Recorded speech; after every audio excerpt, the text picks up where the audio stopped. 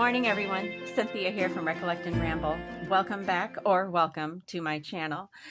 Today I'm going to do just a little bit of an update on the work I've done on my English poetry junk journal. So this is just the first signature, and I'll just go through and I'll just tell you some of the things that I've done so far. So, all right, let's start with this first pocket. I do have a side pocket here. I added some vintage music to it. I did hand stitch a little fabric ruffle, and I topped it with a mother of pearl button. I hope you can see that. Let me get that to the center of the frame there.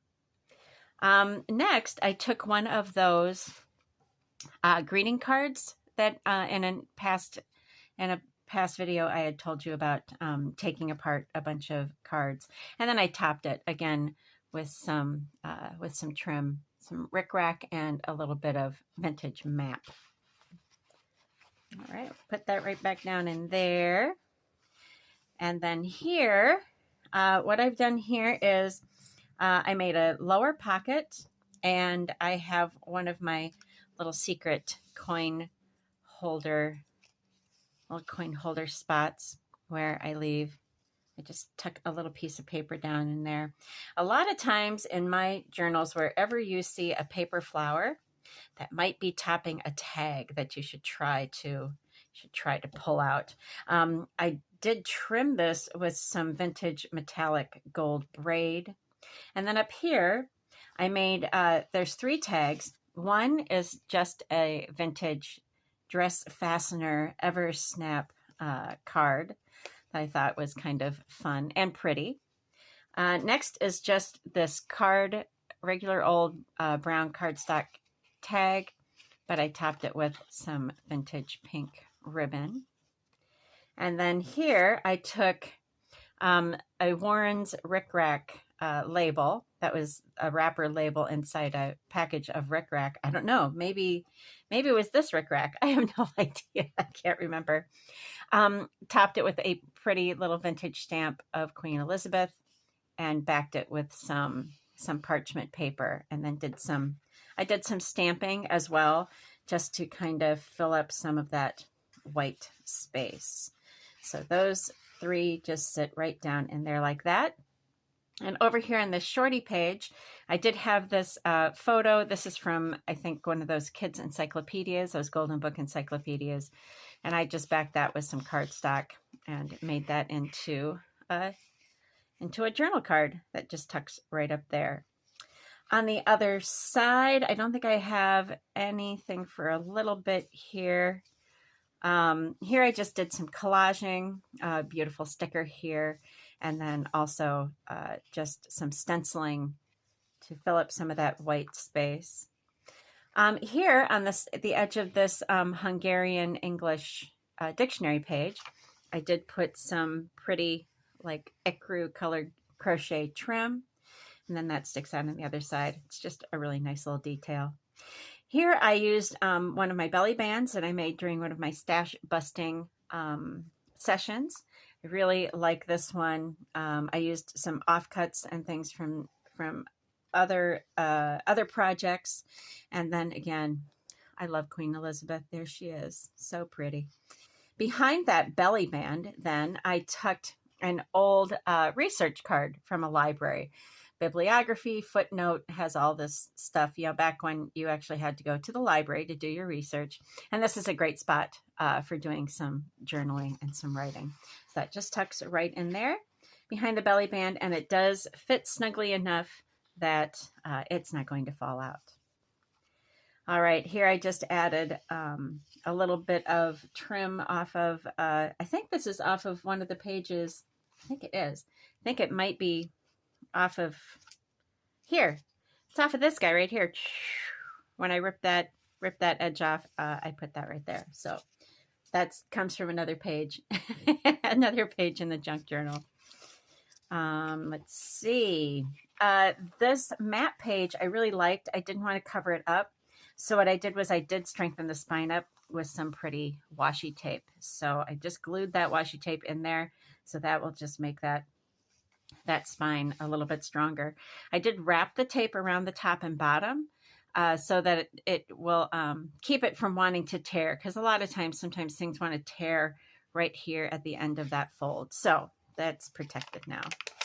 All right, this ledger paper, this coffee or tea stained ledger paper, I added some lace trim and also just a little piece of braid trim right there for a little detail. The other side, I did just some mini collaging with a little tag, a little leaf rub-on, and a pretty little crystal sticker there. Also, I cut some sort of lacy, it's kind of lacy paper. I used one of my edge cutters and just made some paper lace there for that. There's a center spread. And then over here, I did kind of the same thing, just a little bit opposite. Did some inking. I also did some inking and some stenciling, kind of grunged that up a little bit. Same thing, just kind of a mirror image. Here is some paper lace that I made using one of my border trims, and then some beautiful antique eyelet lace. The lace is actually attached to the other side, and then I do have some braid here that just pulls that out. Gives it a little bit of a detail. All right, we're heading into the second half of what will be the first signature. Here I just did some collaging, just added some pretty papers just to give it a little bit of spice there. On the back of this, I do have, this is quite a large pocket that is heavily collaged. Also made that during one of my stash busting sessions.